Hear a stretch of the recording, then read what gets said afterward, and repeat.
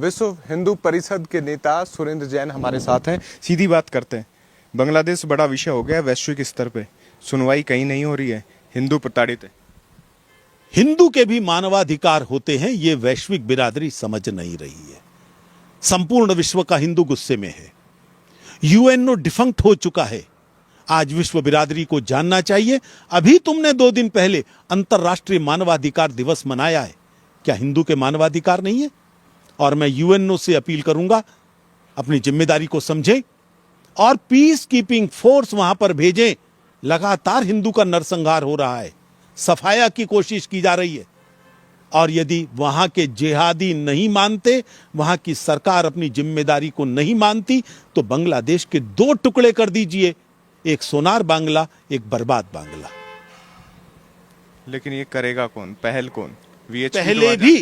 पहले भी किया जा चुका है 71 में। आज 71 को दोहराने की जरूरत है। अब की सरकार इतनी सक्षम आप मान रहे हो? है ही। इस सरकार ने तो जो काम किए हैं, मैं समझता हूं ये सरकार प्रशंसा की पात्र है। कोई 370 हटने की सोच सकता था? कोई ट्रिपल तलाक हटाने की सोच सकता था? अभी तक की सरकारें जिहादियों के हाथ में खेलती थी, ये जिहादियों के चरणों के दास बने हुए थे। पहली बार इस देश के संविधान को पालन करने का विचार हो रहा है। मैं समझता हूं ये मजबूत सरकार है और समाज भी मजबूत है। ऐसा कॉम्बिनेशन कुछ भी कर सकता है। बहराइच, नूह, संबल, बहुत सारे मुद्दों पे आपके बयान आते रहे। हिंदू समाज खड़ा हो चुका है और हिंदू समाज अपने अधिकारों को लेकर रहेगा। न्यायपालिका के रास्ते से ले रहे हैं भाई, कोई जबरदस्ती नहीं कर रहे। न्यायपालिका पर विश्वास नहीं है क्या? मैं मुस्लिम समाज, उनके नेताओं और इनकी पीठ पर खड़े सेकुलर नेताओं से पूछना चाहता हूं, तुम संविधान की दुहाई देते हो, न्यायपालिका की दुहाई देते हो?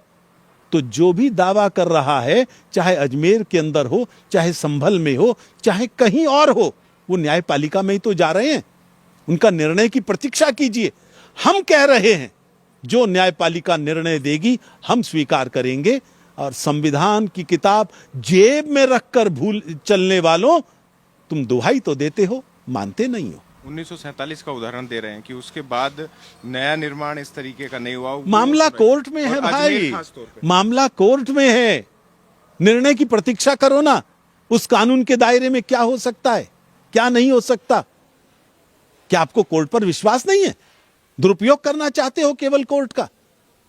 अगर अयोध्या के मामले में कोर्ट ने निर्णय दे दिया तो ओवैसी कहता है हम बाबरी मस्जिद बनाकर रहेंगे। तुम्हारा संदेश बच्चों तक क्या जा रहा है मुसलमानों के? हमारी ताकत आएगी तो हम फिर दोबारा बनाएंगे, कोर्ट की नहीं मानेंगे। क्या मतलब है इस बात का? गृहयुद्ध निर्माण कर रहे हो मुसलमानों को? क्या तुम कोर्ट की तौहीन करना सिखा रहे हो? इंतजार करो कोर्ट के निर्णय का। शांति भी ताकतवर की जिम्मेदारी है। आप ताकत में है, सरकार में। तो ताकत तो सबकी जिम्मेदारी है भाई, शांति बनाना केवल हिंदू की नहीं है। हम सर कटाते रहें और वो सर तन से जुदा करते रहें, तभी शांति होगी। क्या शमशान घाट की शांति चाहते हो? हमने शांति रखने के लिए भारत का विभाजन स्वीकार किया।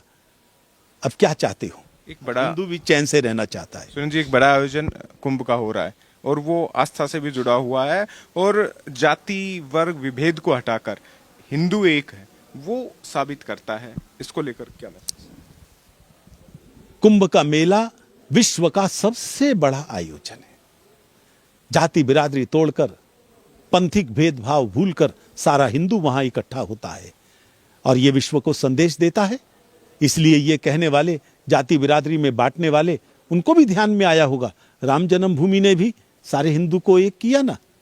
इसलिए हिंदू को एक रहने दो, अपने स्वार्थों के लिए जाति में मत बांटो। ये देश को बांट देगा और ये तुम्हारे भी हक में नहीं है, हमारे भी नहीं। अंतिम सवाल, शांति बनी रहे, उसके लिए वीएचपी के क्या प्रयास? इसके लिए अब हिंदू के अधिकारों का सम्मान होना चाहिए। जो उपद्रवी हैं, जिनकी आदत है जिहाद करने की, जिन्होंने कश्मीर के अंदर नरसंहार किया, बांग्लादेश में कर रहे हैं, बंगाल में कर रहे हैं, केरल में कर रहे हैं, उनके सामने झुकते रहोगे तो उनकी मांगें बढ़ती रहेंगी। वो 47 में भी नहीं रुके, अब कैसे रुकेंगे? इसलिए अब न्याय की बात करो, हिंदुओं के सम्मान की रक्षा की बात भी। Thank you so much Surendra ji. तो हमारे साथ थे सुरेंद्र जैन जी, विश्व हिंदू परिषद के संयुक्त महामंत्री और राजस्थान दौरे पर आए हैं। जयपुर में कार्यकर्ताओं की बैठक ले रहे हैं, संगठन को एक कर रहे हैं। साथ ही इन्होंने महत्वपूर्ण वैश्विक मुद्दे बांग्लादेश में हिंदुओं के नरसंहार पर अपनी राय स्पष्ट की है कि ऐसी स्थिति अगर बनी रहती है तो बांग्लादेश को 2 टुकड़ों में विभाजित कर देना चाहिए। वीडियो जर्नलिस्ट सुरेश शर्मा के साथ अंकित तिवारी, राजस्थान चौक, जयपुर।